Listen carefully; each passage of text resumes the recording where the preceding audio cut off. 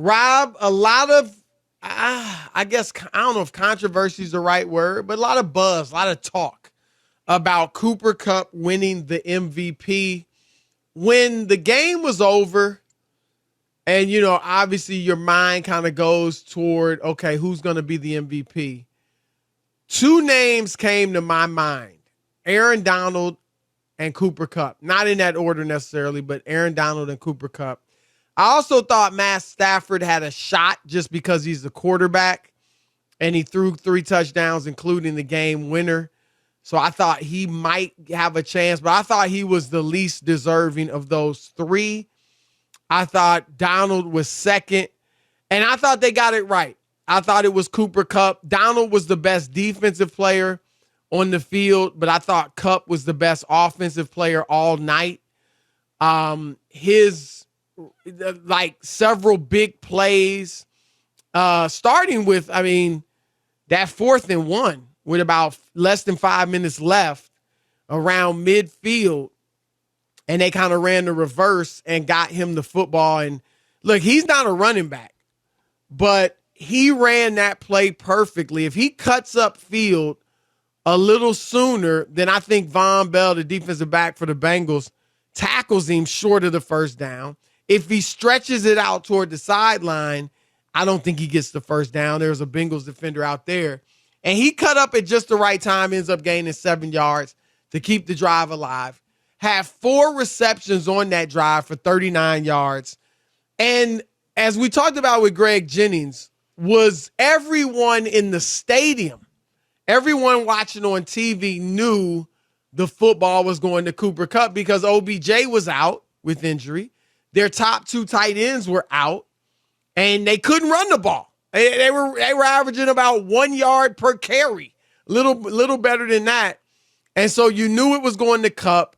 He was double teamed quite a bit, and he still was able to get open, make the plays, get yards after the catch, and then, of course, got the touchdown, the game-winning touchdown reception over Eli Apple.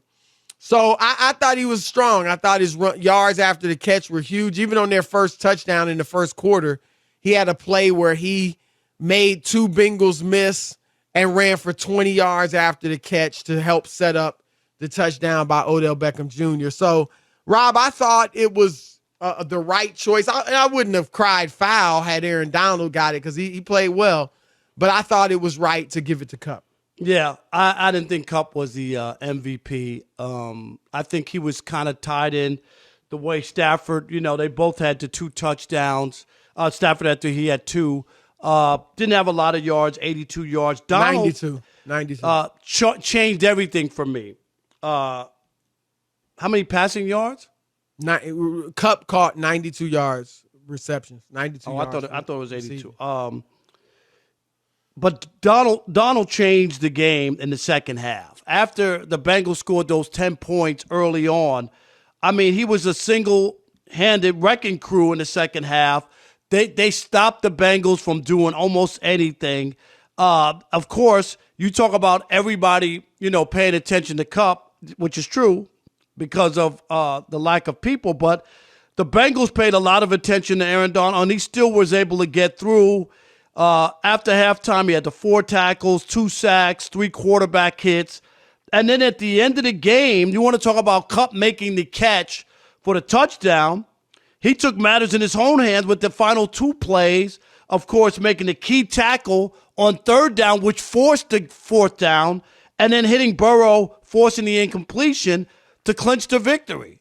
But I know we're an offensive-laden society, and it's always about offense. And I think, what's the guy's name? Rob G. Larry, who was the DB who got the 2 interceptions? Who was the I don't remember. Was it Larry Brown? Larry Brown, Chris. Larry Brown. He was the MVP in that Super Bowl. He got 2 interceptions.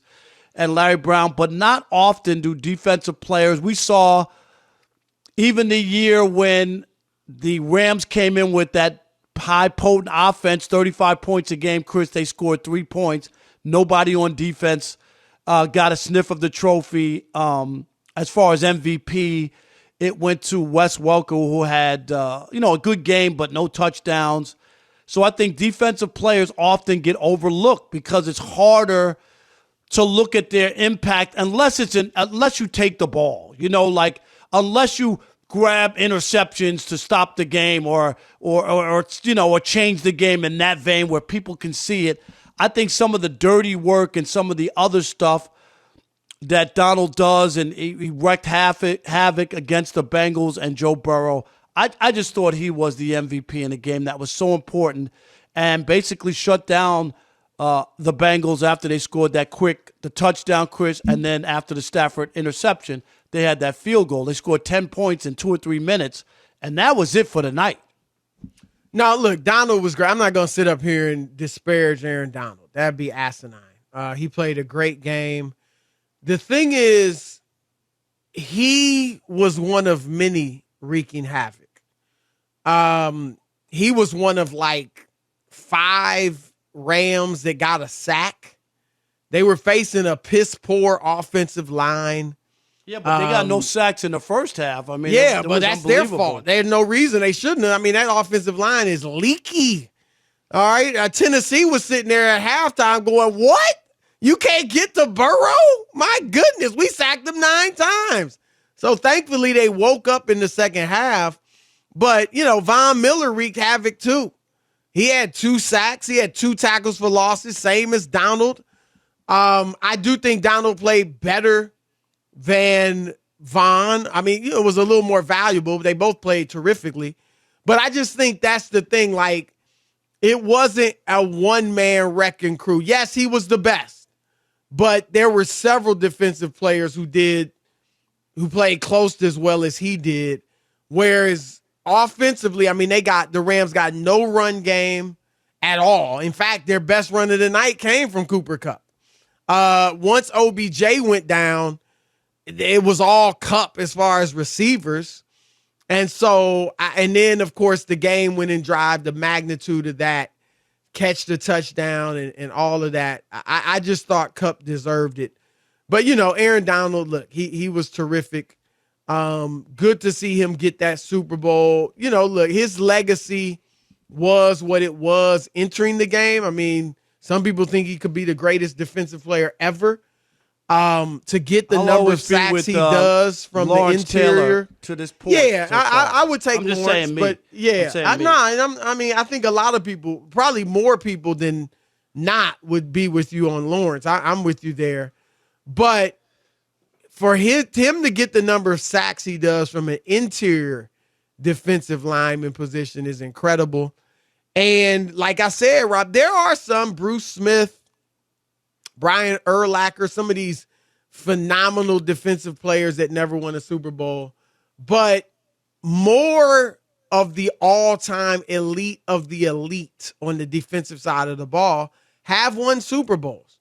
And so I do think it means something, not just to him personally, but for his legacy that he did win a Super Bowl. And he'll be known for that. I don't think if he didn't win, people wouldn't look at him still as how I said dominant. His legacy was set as a great defensive player, but he also would have been in that, like I said, with Bruce Smith, all-time great defenders never to win it. I mean, when we talk about LT, we talk about Mike Singletary, Ray Lewis, Rod Woodson, Charles Woodson, Ronnie Lott. They won Super Bowls. I don't think that people would say Lawrence Taylor was the greatest defensive player if he hadn't won a Super Bowl. Yeah, I disagree with that. The way he played, I covered Lawrence Taylor during that time. I thought he was unbelievable as far as dominant on the field, and it was a different game. Obviously, Chris, you could grab quarterbacks and throw them down. I mean, there would be 2 guys on him. He would reach and grab the quarterback and throw him down. It was some of the most unbelievable stuff I had ever seen in LT. I was a young pup back then covering.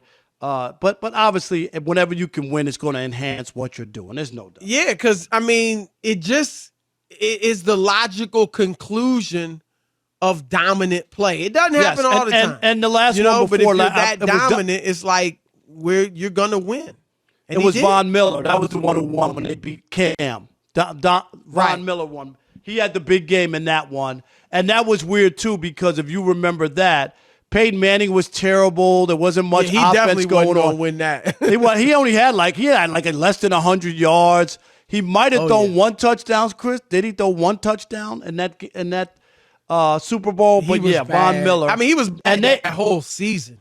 Yeah, he got benched that year, if you remember, and then they just brought him back at the end to actually play in the Super Bowl.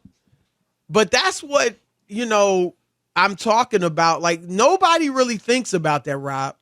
We just think he won 2 Super Bowls. And nobody really looks at, how bad he was that season or in that Super Bowl. And like I mentioned, John Elway, 3 touchdowns, 8 picks in his 5 Super Bowls. But nobody thinks about that. And I'm not saying they should. I'm just saying they won. Like, when you get to the big game, man, regardless of position, it's about winning. And I don't think. Everybody let me ask you about Barry Sanders. MVP. Is Barry Sanders not thought of as one of the great running backs? He had no playoff success. Oh, it's totally different for running backs.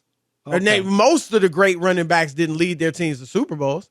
Eric Dickerson didn't. He might be the greatest of all. L.J. Simpson, I think, played 1 playoff game in his entire career. He's one of the greatest ever. Walter Payton, of course, got to the Super Bowl with Ditka in '85 and they didn't even give him the ball to score a touchdown. Who was on the sidelines? Who was on the sidelines for that? Ditka. Sure, but I'm talking about the other people. Like what I would have been like, and it was a blowout. It was a blowout. It was like a no big deal. Bad. Why are you doing that and giving Walter Payton, who was a class actress and a great player, and Payton, Rob, has an argument for the best running back ever because he was on bad teams. Remember that for most of his career, bad teams where he was the entire show, didn't have great quarterbacks, and yet he still was going to get you 1,600 yards in a season. So, but yeah, I mean, running backs, like I said, most of the all-time greats didn't win Super Bowls. So it's totally different with them. I think even more so than with defensive players.